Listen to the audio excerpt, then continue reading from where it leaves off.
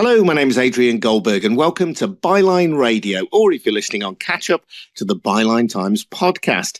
This time mounting evidence that Donald Trump was involved in an anti-democratic conspiracy around the January the 6th insurrection in January 2021. After the latest hearings, Republican Congressman Adam Kinzinger told ABC's This Week that Trump's actions were seditious and amounted to criminal involvement. Trump denies any wrongdoing and has described the congressional hearings into what happened on January the 6th as a kangaroo court. We'll be getting the latest with award-winning US journalist Heidi Cudma from the Radicalized podcast, who's been covering the hearings for Byline Times. Before we do, just a reminder that Byline Radio and the Byline Times podcast are funded by subscribers to the Byline Times, our brilliant monthly newspaper. We can report without fear or favour because we don't have a wealthy proprietor telling us what to say, but we do rely on your contributions. So please subscribe if you can. You find out how to subscribe at bylinetimes.com. And if you've already taken out a subscription, thank you. Heidi, before we get into the Donald Trump story, and just reflecting on Byline Times and the importance of independent media, I'm not sure if you're aware, but there was a story in the Times newspaper in the UK suggesting that Boris Johnson, when he was still having an affair with the woman who is now his wife, when she was then Carrie Symonds, that he lobbied the Foreign Office to get her a really top job, Chief of Staff job in the Foreign and Commonwealth Office. That was a story that appeared in the Times newspaper, but then disappeared from later editions of the newspaper, the printed edition, and appears to have disappeared online as well. And the suggestions are that Downing Street lent on the Times to remove that story, effectively killing it.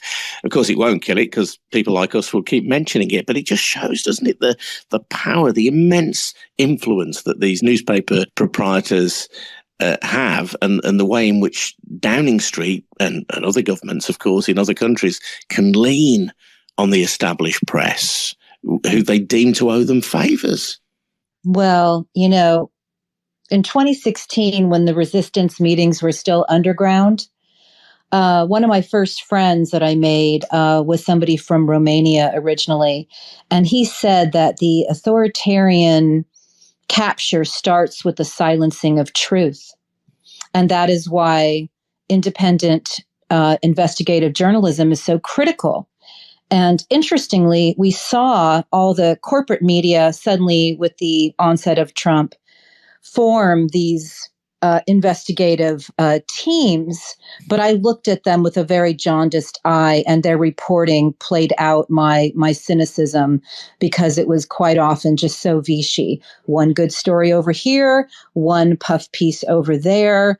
There was never any consistency. And we only have to look at, I think it was called the Munich Times, to know just how reporters historically have put their life on the lines in order to push out truth. And as you know, truth has been under siege. So I'm not surprised about what you're telling me. And honestly, about once a week, I check to see if Forbes has scrubbed the Jared Kushner cover from November of 2016. It was the December cover, but it came out in November, because any investigative journo worth their salt looked at that, found out about Cambridge Analytica, looked at Peter Thiel's role in all of this, looked and saw where this was happening and what was going on in Texas. And that began for me, basically my life's work, investigating what had happened to our country. But I'm not surprised. And, you guys know we can never underestimate, the impacts of somebody like Rupert Murdoch on the world, quite frankly. Many of us have lost family members to Fox propaganda. So I don't think we're going to really understand the true impacts of what we're living through for years to come. But the press was always powerful, but it wasn't always owned by 6 corporations. Well, let me just tell it for listeners who aren't across this story, and we'll come to the very important January the 6th hearings and Donald Trump shortly. But The story that was carried in the Times has, of course, been rebutted by Carrie Johnson, as she now is, said these claims are totally untrue. Downing Street hasn't given an on-the-record response, but has also suggested the story was untrue, arguing that it was a sexist story. But the story was written up by a veteran journalist called Simon Walters. The story goes that the Daily Mail and or the Mail on Sunday were given the tip originally, and they declined to carry the story, but that Simon Walters got it placed in the Times. And he's a very well connected lobby journalist, not known for printing untruths. And the suggestion is that Boris Johnson was trying to get his then mistress, his now wife, Carrie Johnson, appointed to the Foreign Office in a role as Chief of Staff. Now, the fact that that story has simply disappeared rather than being amended or corrected in any way from the Times is, I think, at the very least, hugely curious. And on this podcast, a few weeks ago, we carried the story based on stories in the Byline Times about the way in which significant sums of money, of public money, were given to newspaper groups at the height of the pandemic. And of course, the argument was that they were suffering from declines in readership, declines in circulation because of the pandemic, because people couldn't go out, and that it was needed to prop up the newspaper industry. But of course, it meant that some of the very richest people in the United Kingdom were effectively being subsidized by the taxpayer, because these are the people who own much of our media. So it's a story that I think is going to run and is very, very curious, to say the least. Oh, absolutely. I mean, reporters of my generation got into the gig because we were good with the pen, and we got into it like firefighters and police officers. It was a way to be of service for our communities and our country. All the big contracts, the Roger Ailes, what ails America, all came later. But when I was graduating J school, I remember my professor taking me to lunch going, all the, corporations are buying up the mom and pops. And I kind of gulped, because I knew that was not going to be good for America. I did not know just how bad it was going to be. I was an investigative reporter for corporate news, a Fox affiliate owned by Rupert Murdoch, but we were independent for many, many years simply because we were number one in our area. So we were sort of left alone, and we could do as good a work as you could in that ecosystem. And then, somewhere around 2009, that changed. I got out in 2013, not without a lot of scars, but I think that the people who are standing up for what is right and view this type of independent investigative journalism as civic duty truly are my heroes, because this is not a get-rich-quick scheme. This is like, how are we going to survive, month to month and do this work? And people like me just found a way. I just, no matter what happened, I was not going to give up the opportunity to be an investigative reporter with many years of training, unshackled by a corporation during a time of mass deception. I'm very grateful to Byline Times. You're platforming some of the most important writers, I think, of our time. And I think it's just, I feel it's civic duty, and I'm so glad that you are relentless. I look at Boris Johnson as a much more dangerous version of Trump in some ways, because he doesn't have kind of the overt ogreness, being on this side of the world and looking out. He seems, much more of a likable chap than what we had to deal with here in America. And I think that's dangerous. And thank you to our listener, Kathy, by the way, who's pointed me to a tweet by Dominic Cummings, who was a former special advisor of Boris Johnson. And Cummings has tweeted in the last hour saying the missing story pulled by the Times after a call from number 10 on Friday night is true. Walters, this is the journalist Simon Walters, repeatedly published accurate stories, for example, on illegal donations. The Times is pathetic to have folded and should reverse ferret. The truth is worse, according to Cummins. He then has a picture of a shopping trolley, because that's his characterisation of Boris Johnson. Like, the shopping trolleys go off in all sorts of weird and unexpected directions. But effectively saying Johnson also wanted to appoint his girlfriend, now his wife, to a government job at another point in 2020 as well. So as I say, that's a story that will run and run. But I think, bearing in mind that we're talking about the January the 6th insurrection, the role we've talked about previously on this podcast that Fox News had in that, these are stories where the role of the media is ever present. They're never, the media and the close friends of government and the client journalists are never far from these stories. No, they are not. It's been a big week here in America. It's been a very emotional week for me and many others. And I'm very grateful to our friends in the UK who care about what happened on January 6th and care about the fact that we do have an opportunity for justice. Before we move on to the 6th, though, I will say that I work with 3 of the best OSINT investigative researchers, and we have networked throughout the world with the best OSINT investigative researchers, and the Wayback Machine always knows, so they can scrub and they can scrub and they can scrub and they can delete stories and they can do whatever they want. But we live in a post-privacy world. We will always be able to find these reports because the internet never forgets. So they can try. The money behind people like Johnson and the money behind people like Trump are the reason why we look up and go, why are they still in power?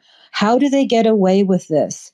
A lot of money is invested in continuing the kind of corrupt bastardry that we see. And I'm very, I don't want to say cautiously optimistic. I don't even want to go as far as hopeful, but I'm really grateful that we have this committee in America that is basically a beacon for the rest of the world to say we actually still have an ability to, expose the corrupt at the highest levels in America. What's going to happen from there, we don't know, but I look forward to chatting about it a bit with you today. Indeed. And for people who don't know, OSINT is refers to open source intelligence, stuff that you can gather that's out there on the internet somewhere. You just need to know where and how to look for it. And you and your colleagues certainly do, Heidi. Let's talk then about the January the 6th committee hearings then, which we've discussed as well previously, but there have been big developments in the last few days. And at the weekend on television, I thought this was just so powerful. Adam Kinzinger, who's a congressman from Illinois, talked about Trump being involved in a seditious conspiracy. He talked about criminal involvement by a president. These are strong words, but they're strong words coming from a Republican. And it's so rare, certainly in recent times, to hear Republicans talking out against Trump. Kinzinger laying it on the line. Yes, that is the genius of this committee. They have allowed and encouraged Republicans to be the ones delivering the narrative. So therefore, the Trump people of Trumplandia can't call this a communist inquisition. So we really saw that last week. And my colleague, Jim Stewartson, was the first to point it out to me.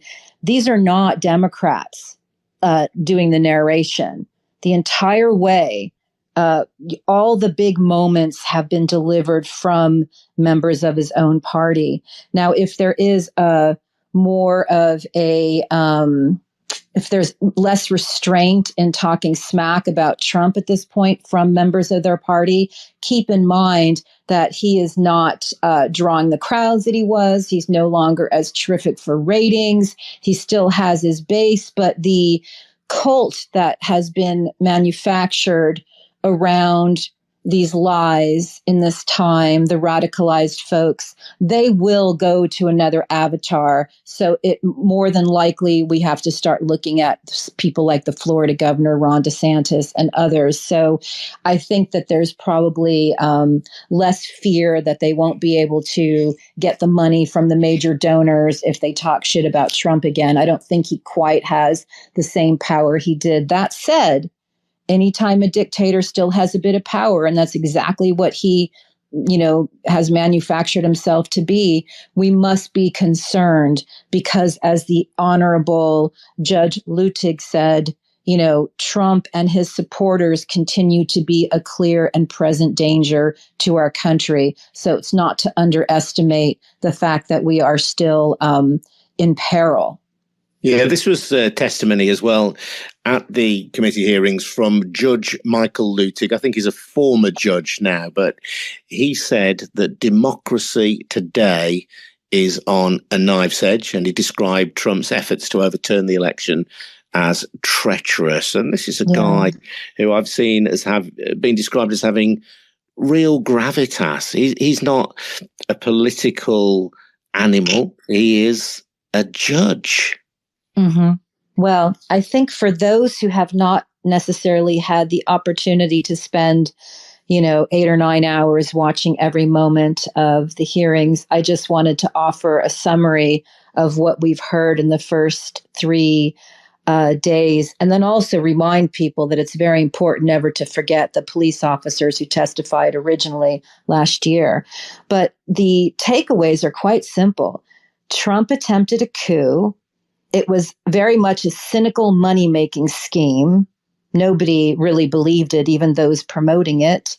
And there was pressure on Pence to not certify the election, to throw our country in complete disarray.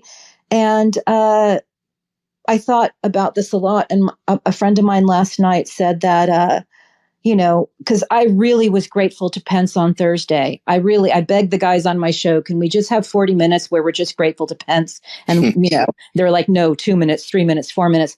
What he really did, as my friend James said last night, is he drove through a green light. He just did what he was supposed to do. Sorry, Heidi, to interrupt again for UK listeners. Pence was the vice president, and the committee hasn't yet heard from Pence himself, but heard from his attorney in the most recent hearings that Pence was put under severe pressure from Trump to intervene to declare the election illegal. That's right.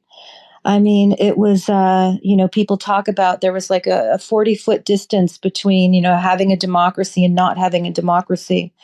And it's amazing to me, again, that we had somebody in the White House who stress tested our Constitution and what was legal every single step of the way. And I do think there was a lot of underestimating just what a professional propagandist Donald Trump is and was, I would say, when we listen to the words that he used to stir people up to be at the Capitol on January 6th, and the words that he used about Mike Pence.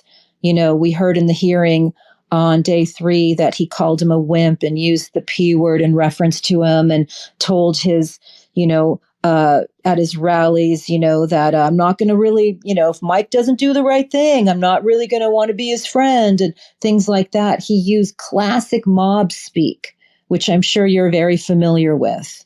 It's the innuendos, it's those words. And, we heard the mob say to, hang Mike Pence.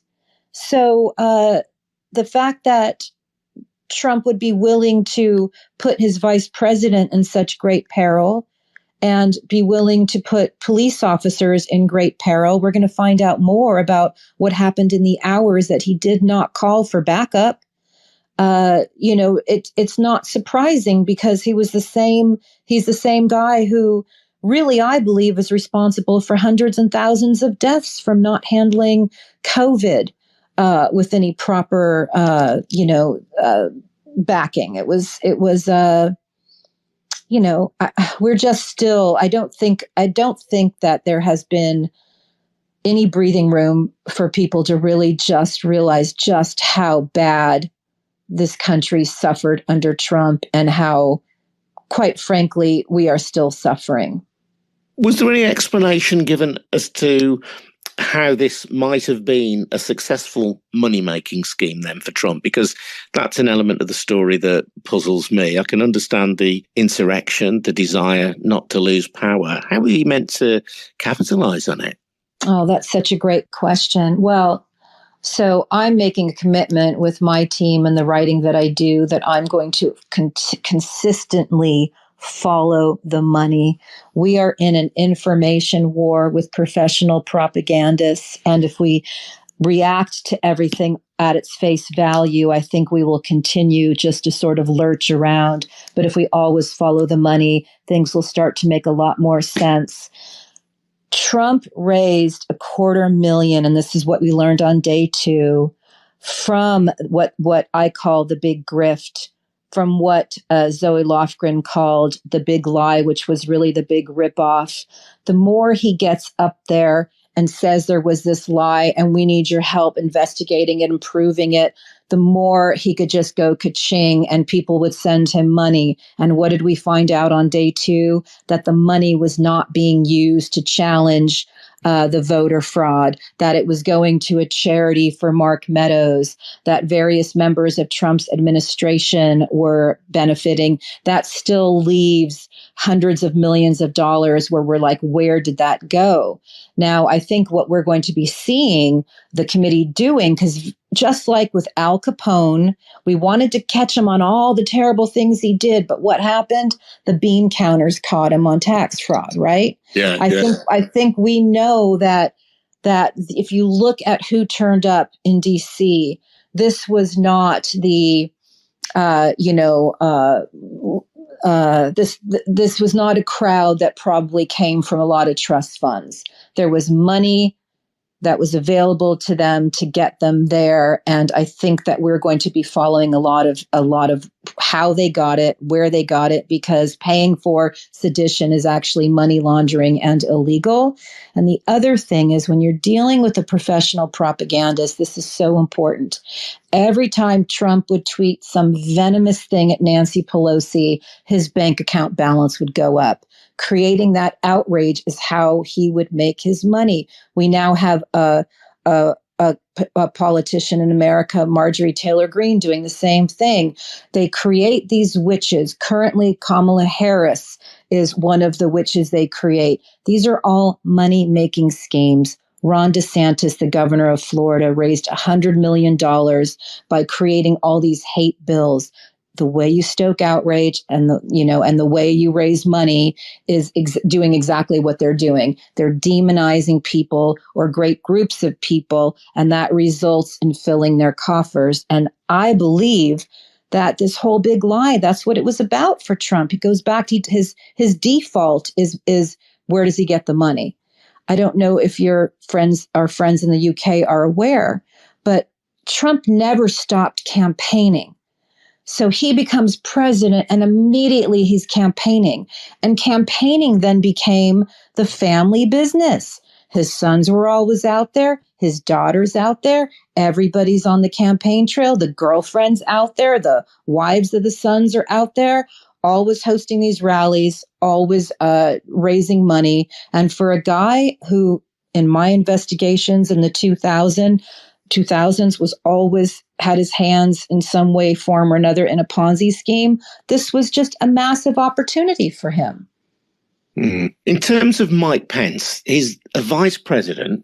I'm not going to give you 40 minutes here, Heidi, but I'll give you a few minutes to kind of praise him. If Pence was vice president, the very idea that he would have the power to intervene and effectively declare the election result null and void was not really within his gift, was it? It was an odd situation for him to be placed in. As you say, he was put in danger. He was within 40 foot of the mob were within 40 foot of him. But the very idea that Pence might have this constitutional role was ridiculed in the hearings. Yes, it to me, every single scheme they came up with was, was showed just how much the money behind Trump and the corrupt money involved, they did not want that to stop. So they had to concoct ways for this man to stay in power. And that is what I mean by stress testing the Constitution. They tried everything and they failed at every level. And the last thing was to pressure the vice president to do something absolutely preposterous. And he just didn't do it. People want to make him a hero. I'm not going to say he is or he isn't. I am grateful that he did the right thing, but what he did was just what he needed to do, what any vice president would have done.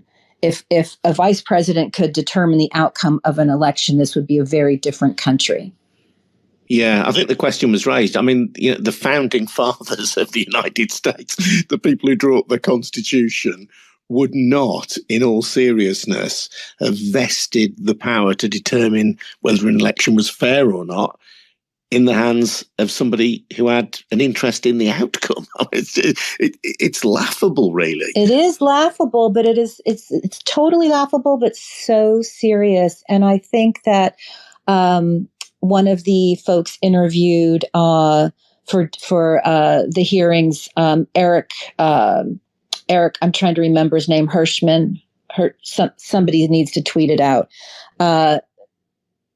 He basically told John Eastman that I'm going to give you some great advice. Go get yourself a really good criminal defense lawyer because you're going to need it. So the guy who concocted this scheme, whether or not he was a true believer or somebody just grasping at straws, he knew enough about what he was doing that he actually asked Rudy Giuliani at the last minute if he could get a pardon from Trump. So, if you look at the people involved, some of them may be true believers, some of them just, on the payroll, waiting to cash the checks, not necessarily brilliant legal minds, but definitely people who knew how to stress test our Constitution. Yeah. Eric Hirschman is the guy, isn't it? And he said that this was a recorded interview, as I understand it, that when the question was put to him about overturning the election, he said, Are you out of your effing mind? Yes. And he said 2 words. I got 2 words for you: orderly transition. In our understanding, if anybody who's read Ruth Ben-Ghiat's book, Strongmen, where she looks at 100 years of fascism, none of this is new. This is all stuff that we've seen before. The only thing that's different is the way it's being transmitted to us. So we had a real moment in America last week. We had many moments, and it was very profound. We've never seen anything like it. We essentially have a bipartisan committee telling us that, our quote unquote president attempted a coup. And, and we had police officers telling us that the sounds of this crowd were so medieval. But because we live in a time where everything comes at the speed of the internet, we get distracted and we move on, but we should not move on from January 6th. And I'm looking forward to the committee continuing to do its incredible job of laying it out. And I, for one, am very proud when I look at that committee and I see not only bipartisanship, but I see the incredible racial diversity that is America. And for me, that's just a subtle FU to some of these supremacists who really perhaps need to get out a little bit more and see that the world is full of brilliant and beautiful people of all colors. And that is something that we should embrace in our country. It's just a little subtle, subtext when I look at that panel, and my heart swells with pride. Here, Heidi. It's been great to speak to you, and hopefully we'll catch up again next week and see how the next 7 days have gone. By then, they will be the last 7 days. Hopefully, we'll all be here and well. But I'm really grateful to you for marking our card, because I think this is so important, obviously, for the United States. But we do see the United States for all of its many flaws, and there is no perfect country in the world, but we do see it as a beacon of freedom and democracy and an ally in democracy here in the United Kingdom. But both in the US and the UK, we know that democracy is threatened as perhaps never before in modern times. So really important to hear the latest on these congressional hearings and get the sense of what exactly is going on. Thank you so much. And people can check you out as well on the Radicalized podcast. Yes, we're doing a nice Father's Day recording in a couple of hours, and we have an incredible interview with another behavioral scientist from Rand Corporation on domestic extremism and addiction. So I'm really excited to hear what he has to say. Should be brilliant stuff. Radicalized with a Z because you're American and you don't have it properly. Heidi, thank you so much. And of course, you can read Heidi in the Byline Times as well. And just before we go, to remind you that if you want to support the free and fearless journalism that Heidi's involved with and that we're hopefully involved with here on the Byline Radio and the Byline Times podcast, then please consider taking out a subscription to the Byline Times. You'll get details on how to subscribe on our news-breaking website at bylinetimes.com. Great to speak, Heidi. Speak to you again soon. And take care. Stay safe. See you later. Can't wait. Thank you. Bye-bye.